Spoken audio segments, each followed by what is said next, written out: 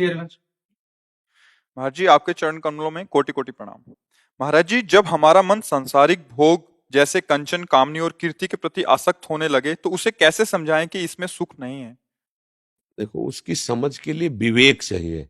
अभी बुद्धि तो है सबके पास, उसमें विवेक नहीं उपजा है।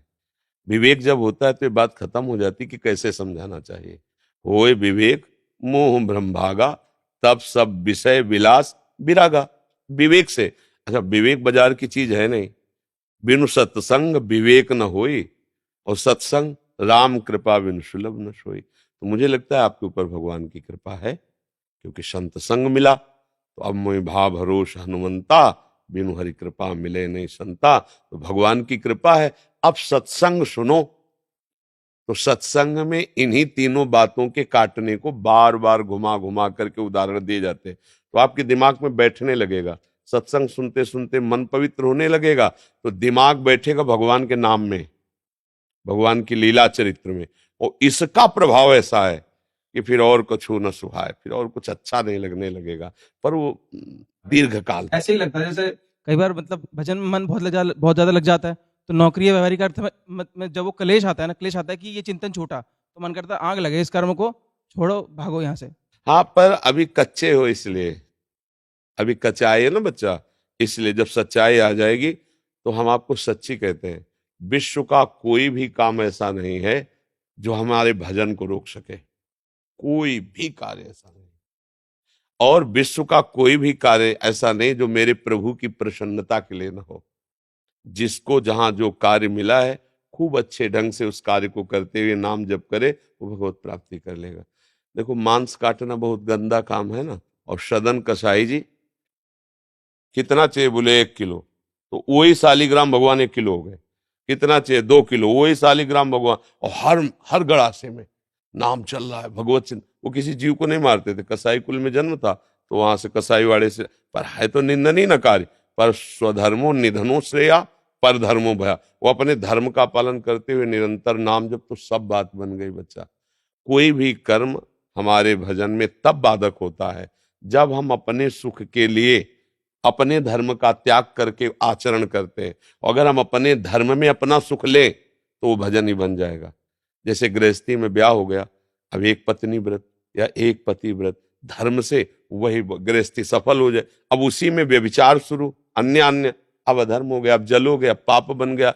ऐसे नौकरी है, उसे अर्थ मिलेगा, माता पिता की सेवा बनेगी, परिवार का पोषण होगा।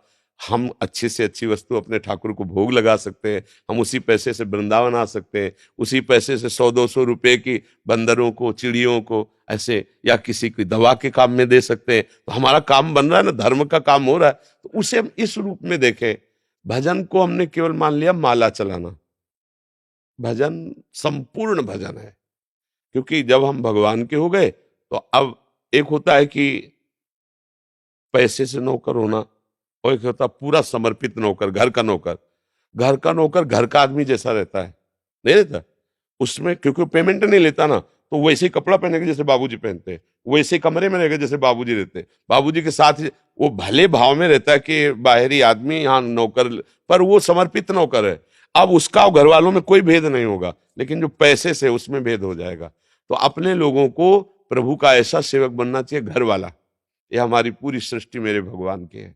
मुझे सेवा मिली है गृहस्थी की, तो गृहस्थी धर्म से चलो, भगवान को प्रसन्न कर लो। मुझे मिला विरक्ति, हम विरक्ति धर्म से चले, भगवान को प्रसन्न कर ले। कोई झंझट नहीं भगवान को रिझाने में।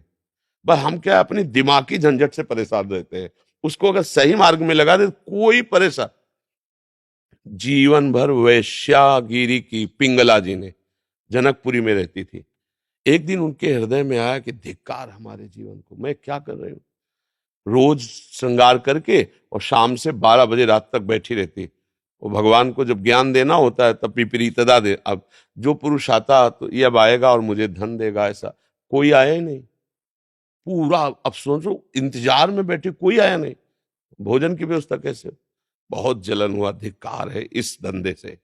मेरा जीवन प्रभु को आज से समर्पित है, और मैं अपना प्यारा प्रीतम पति भगवान को मानती हूँ। आज से किसी पुरुष का स्पर्श नहीं करूंगी। उसी समय वो इतनी पवित्र हो गई कि दत्तात्रेय भगवान भ्रमण कर रहे थे, उसी समय उसे 24 गुरुओं में एक गुरु माना।